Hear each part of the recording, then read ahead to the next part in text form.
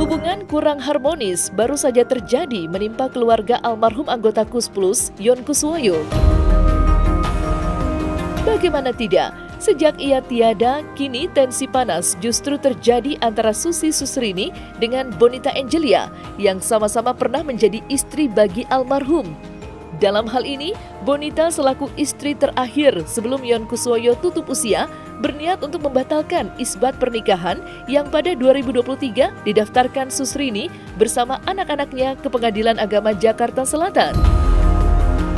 Patut diketahui sebelumnya, jika isbat pernikahan adalah proses pengesahan pernikahan yang dilakukan di Pengadilan Agama untuk pernikahan yang sudah dilangsungkan tetapi tidak tercatat di KUA atau PPN.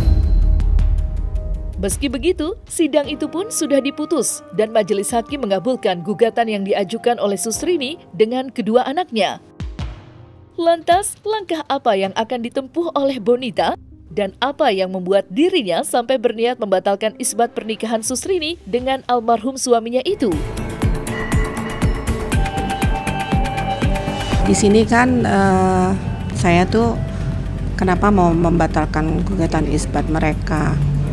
Karena kan di sini saya mau istilahnya apa ya, disingkirkan lah ya, untuk tidak diakui sebagai istri dari Yon Kuswoyo dan anak-anak saya. Gitu kan. Tapi kan secara jejak digital dimanapun itu kan sudah memang pasti udah tahu lah kan gitu loh siapa saya, otomatis kan dari memang istri almarhum kan gitu loh, mau siapapun lah, apalagi selama saya 25 tahun saya memanajeri KUS+. Jadi kalau saya di sini saya duduk manis tok gitu terus menghabiskan harta suami, menghabiskan yang gimana? Saya kan di sini terketuknya karena ini menyangkut anak-anak saya juga. Mereka punya hak, ya kan? Ya, naluri saya sebagai seorang ibu, pasti saya juga ingin memperjuangkan lah hak anak-anak saya juga, hak saya dan hak anak-anak saya sebagai dari istri almarhum. Yang jelas, kalau yang buruk di mata mereka tentang saya ya pasti buruk, nggak pernah akan ada baiknya, nggak pernah akan ada bagusnya. Terkait mengenai hal proses yang dilakukan terkait mengenai hukum, memang harus itu sebagai warga negara yang baik kita lakukan seperti itu. Ya, tadi yang disampaikan oleh Bunda Bonita bahwa jejak digital itu tidak pernah akan terhapus. Jadi ini mohon untuk dicumi. Coba rekonstruksi lagi ke belakang, tarik lagi jejak beliau yang sekian tahun yang lalu bersama dengan suaminya almarhum dan anak-anaknya. Ada semuanya. Saya pernah juga lihat seperti itu. Itu aja kalau menurut saya secara hukumnya.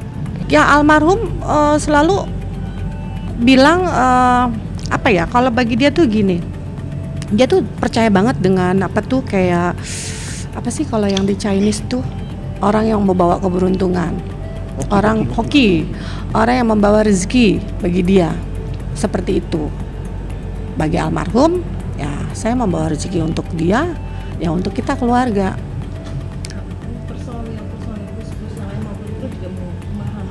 Iya, dan saya sampai alhamdulillah anak-anak, maksudnya personel khusus yang terakhir itu dari yang bukan apa-apa bisa menjadi apa-apa sampai bisa mempunyai tempat tinggal sendiri gitu kan.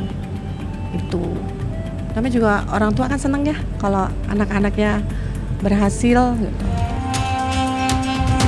Upaya pembatalan sidang isbat pernikahan yang dilakukan oleh Bonita sontak mengundang kontroversi di kalangan masyarakat. Dengan adanya kasus ini, banyak dari sebagian netizen menganggap jika masalah ini muncul karena adanya harta gonogini yang belum terbagi rata di antara kedua belah pihak. Tidak hanya di kalangan masyarakat, permasalahan ini juga mengundang sorotan dari salah satu pakar hukum yang menilai jika tindakan tersebut tidak bisa dilakukan secara sepihak. Isbat adalah penetapan pernikahan yang sudah ditetapkan oleh pengadilan agama terhadap pernikahan seseorang.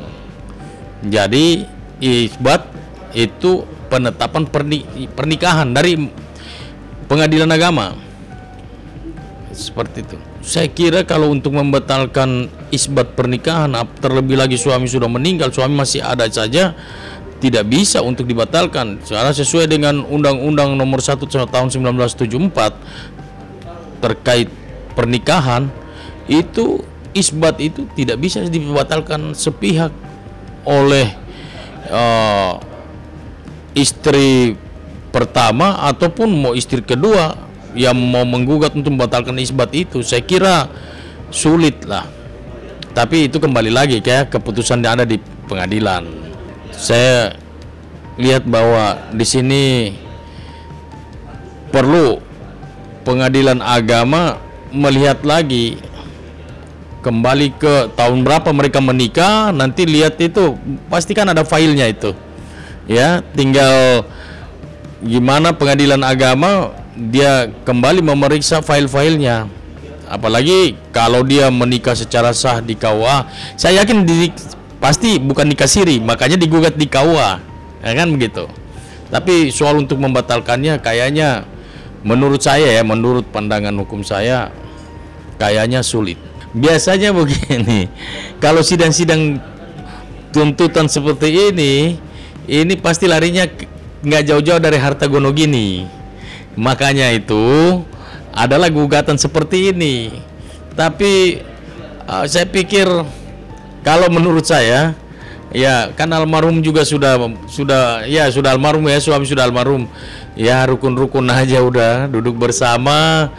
Karena KUA Perdata juga mengatur kalau anaknya itu harus mendapat bagian yang sama. Karena itu anak kandung, anak sah dari hasil pernikahan gitu. Jadi makanya saya bilang ini pasti lari-larinya ke gono gini.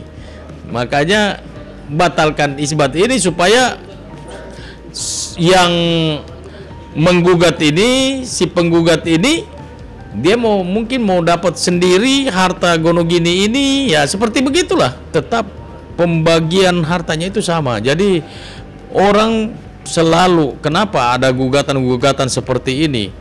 Karena